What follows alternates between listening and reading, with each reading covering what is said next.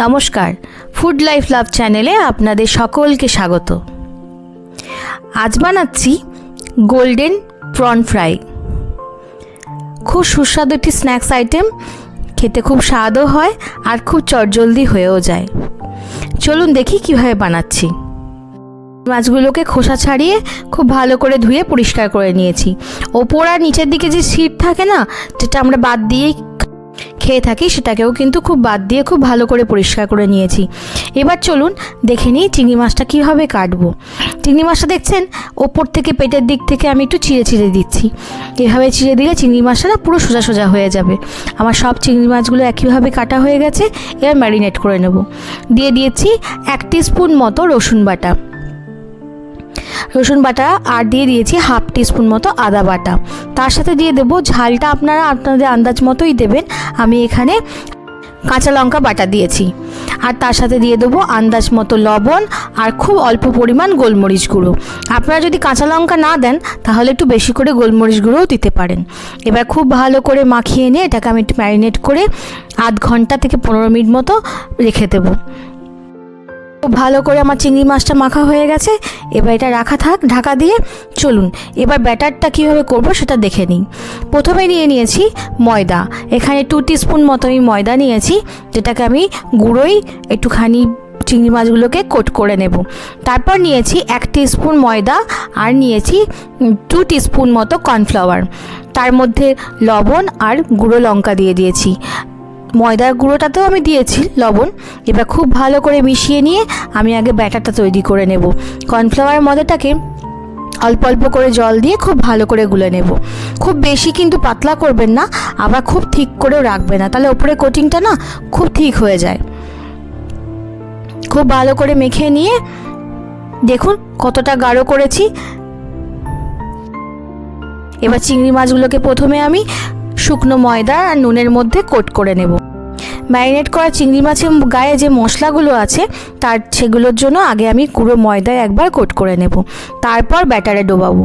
তাহলে মশলাটা গায়ে লেগেই থাকবে, অথচ ব্যাটারটাও খুব ভালোভাবে কোট হয়ে যাবে।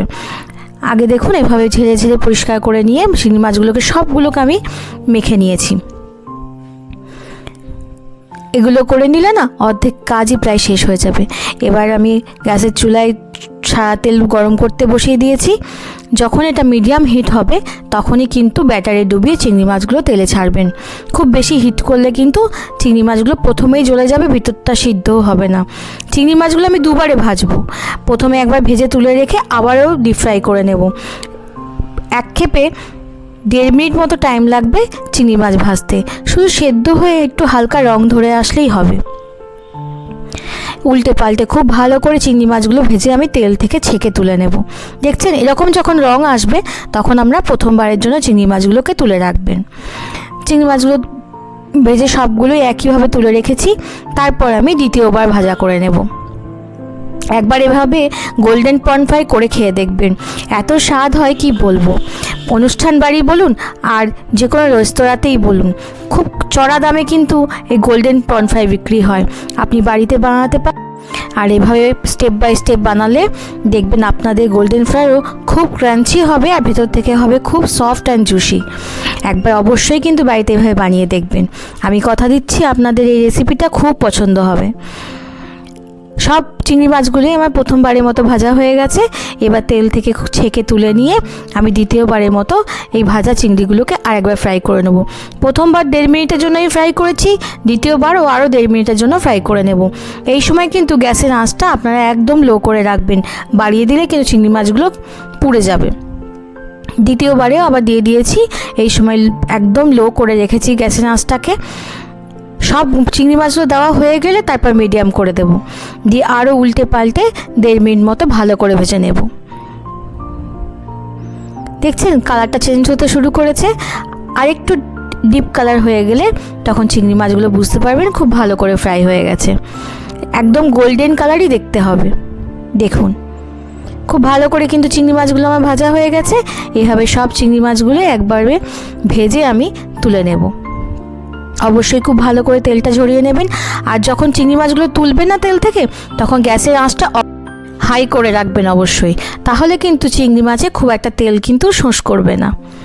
দ্বিতীয়বারের মতো একবারে দিয়ে দিলাম। এবার তো আর গায়ে লেগে যাওয়ার ভয় নেই, তাই কিন্তু বেশি করে চিংড়ি মাছ তেলের মধ্যে দিয়ে ভেজে নেওয়াই যায়। আর একটা জিনিস খেয়াল রাখবেন, তেলটা এতটাই পরিমাণ নেবেন যেন চিংড়ি মাছগুলো ডুবে থাকে।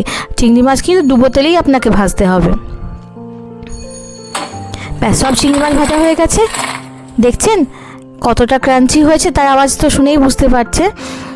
আর ভেতর থেকে হয়েছে খুব জুসি আর সফট। আমি এখানে সুইট চিলি সস, কাসুন্দি আর টমেটো কেচাপ নিয়ে নিয়েছি।